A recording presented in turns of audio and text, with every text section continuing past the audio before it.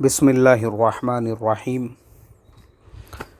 یہ سوال حافظ خالد پٹیل، بیجاپور کرناٹکا، انہوں نے لکھا ہے۔ السلام علیکم ورحمۃ اللہ۔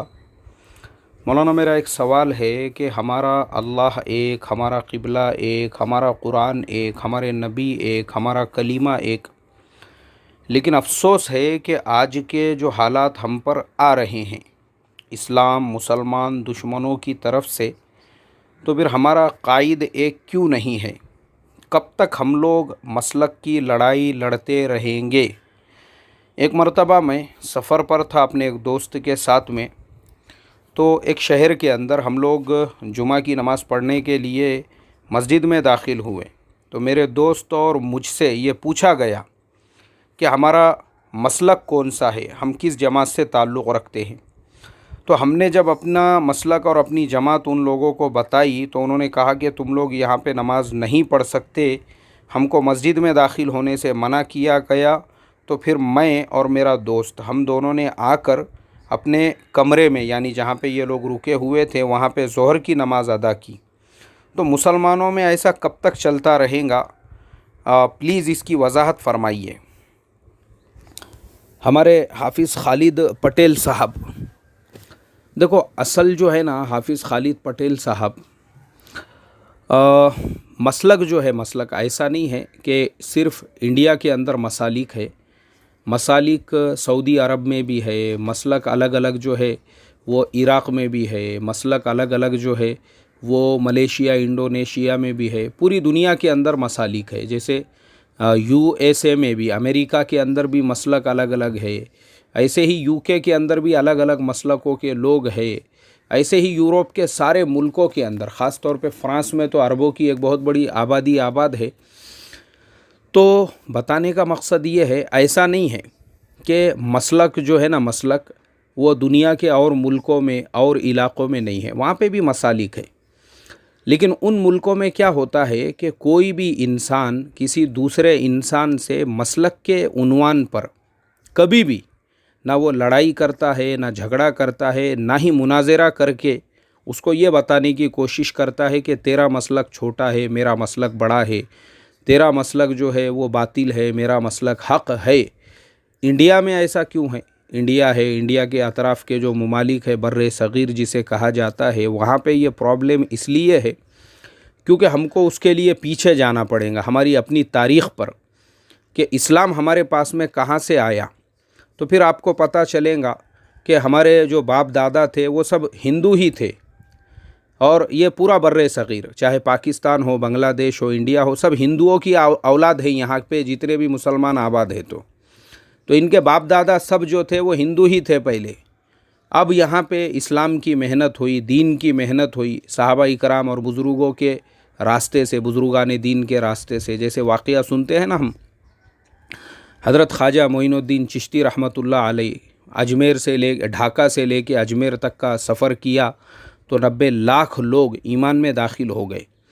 تو ہمارا پرابلم کیا ہے؟ اب ہم سب لوگ ہیں کنورٹڈ مسلمان، تو اسلام ابھی تک ہمارے اندر وہ پوری طرح سے آیا نہیں، جیسا قرآن میں اللہ نے کہا تھا نا مشرکین مکہ کے بارے میں کہ افتؤمنون ببعض الکتاب وتکفرون ببعض، کہ بعض چیزوں پر تو ان کا ایمان ہے اور بعض چیزوں کا وہ انکار کرتے ہیں۔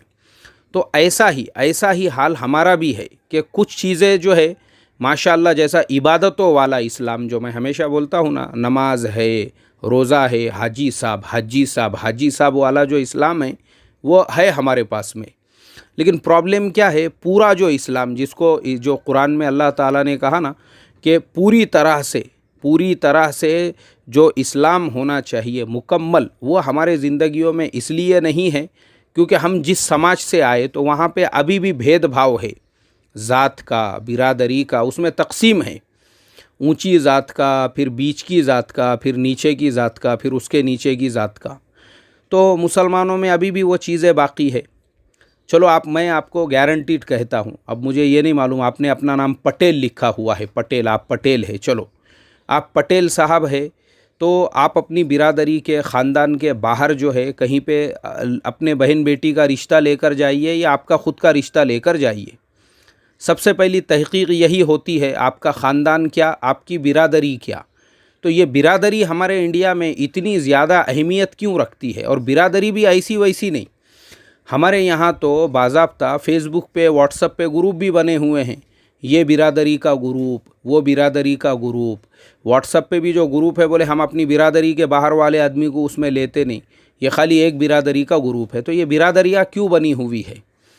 یہ اسی وہی جو ہم جو کنورٹڈ مسلمان ہیں نا، اسی کی دین ہے یہ، وہ گئی نہیں نا ابھی تک ہمارے اندر سے۔ مطلب ان میں جو چیز رہے گی وہ ہونا ہی چاہیے ہمارے اندر۔ برادری کے باہر آپ شادی نکاح کر کے بتاؤ نا مجھے، پھر میں آپ کو بولتا ہوں واقعی میں بھی تم اب پکے مسلمان بن گئے بول کے۔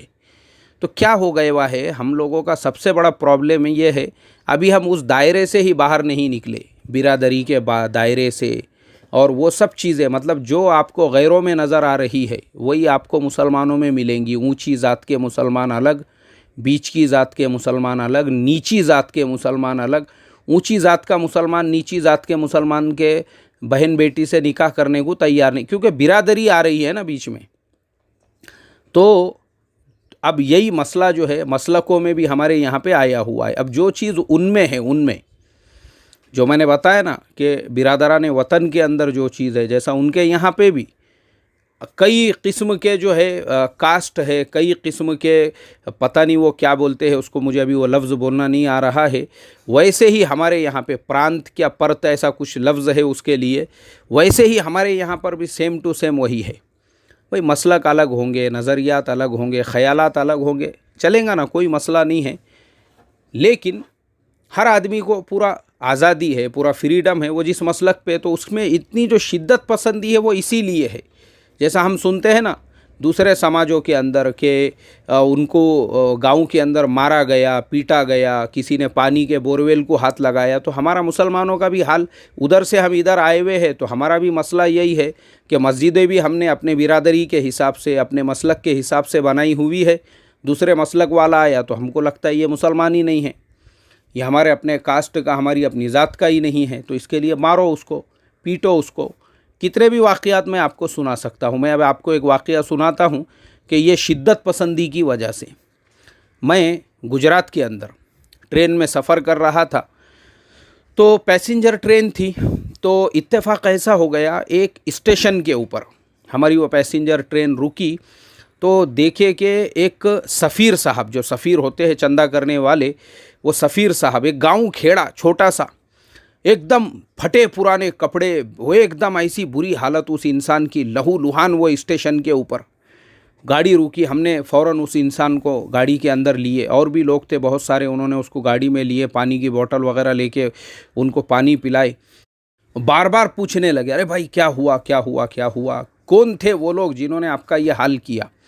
اب چونکہ گجرات کا واقعہ ہے تو فوراً ہمارے ذہن میں یہی خیال آیا کہ پتہ نہیں کون لوگ تھے جنہوں نے ایک ایمان والے کو اس طریقے سے مارا، اس طریقے سے پیٹا، اس کے کپڑے پھاڑ دیے، اس کے بیچارے کو ایک دم ایسی حالت کر دیے کہ اس کا خود کا ہوش نہیں ہے۔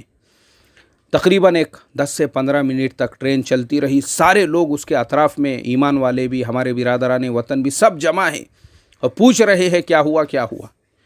اس کے بعد پھر وہ سفیر صاحب نے بتائی، بولے دیکھو بھائی، میں فلانے مسلک کا ہوں اور فلانے مسلک کے مدرسے کا میں چندہ کرتا ہوں۔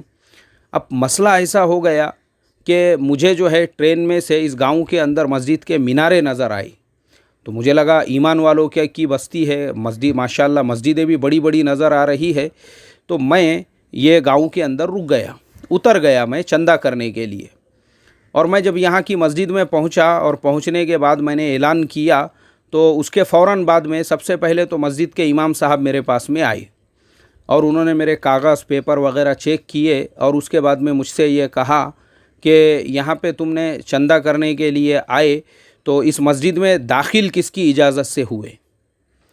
بولے نہیں بھائی مسجد ہے تو میں داخل ہو گیا کیونکہ سب، تو بولے سب سے پہلے میرے چہرے کے اوپر جس انسان نے ایک زوردار تھپڑ رسید کیا وہ اس مسجد کے امام صاحب تھے۔ اس کے بعد انہوں نے وہ بستی کے لڑکوں کو، ان کو لے کر، سب نے مل کر مجھے اتنا مارے پیٹے، میرے کپڑے پھاڑ دیے، مجھے مسجد میں کھڑے رہ کر اتنی گندی گالیاں دیے جو ایک شرابی جواری روڈ پہ راستے پہ بھی نہیں دے سکتا. مار پیٹ کے مجھے ایسا برا کیے کہ میں وہاں سے بھاگتا ہوا ریلوے اسٹیشن کے اوپر آ گیا.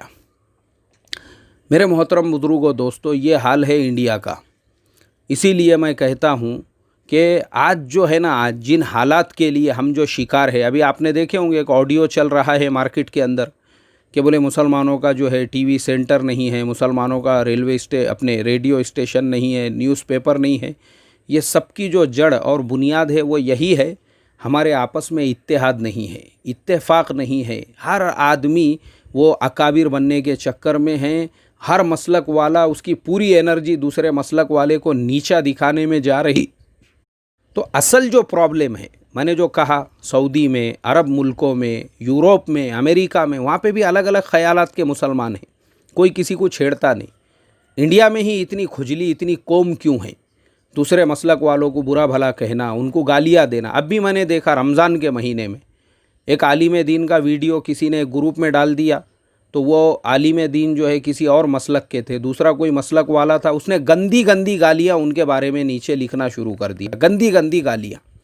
میں نے پوچھا اس کو، میں بولا بھائی رمضان کا مہینہ ہے، روزہ رکھ کر تم ایک عالم دین کو ایسا ایسا کہہ رہے ہو، غلط بات ہے یہ. اگر آپ کے ان سے خیالات نہیں ملتے، جس مسئلے میں نہیں ملتے نا، اس مسئلے کا ان کو جواب دو قرآن حدیث کی دلیل سے. لیکن ان کی ذات پہ اس طریقے سے حملہ کرنا، ان کو گندی گندی گالیاں دینا، کون سا اسلام سکھاتا؟ آپ کا مسلک آپ کو سکھاتا ہے؟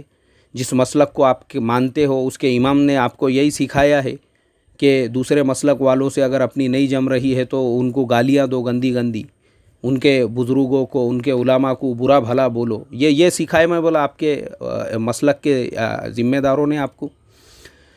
تو یہ سب بتانے کا مقصد میرے محترم دوستو یہی ہے، ہندوستان کے مسلمانوں کے مسائل کا حل یہی ہے. جب تک مسلمانوں کی سوچ یہ نہیں بنتی کہ بھائی میں جس مسلک پہ ہوں، ٹھیک ہے میں میرے مسلک پہ عمل کروں، لیکن دوسرے مسلک والوں کو نہ چھیڑتے ہوئے.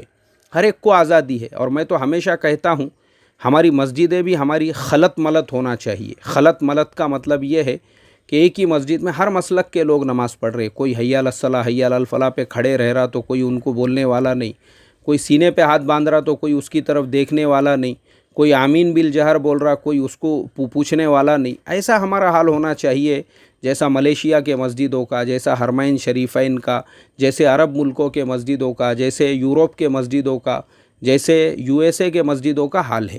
ہم اپنے مسلک پہ عمل کریں، دوسرا اس کے مسلک پہ عمل کر رہا ہے، اس کو جو حق لگ رہا ہے، سچ لگ رہا ہے.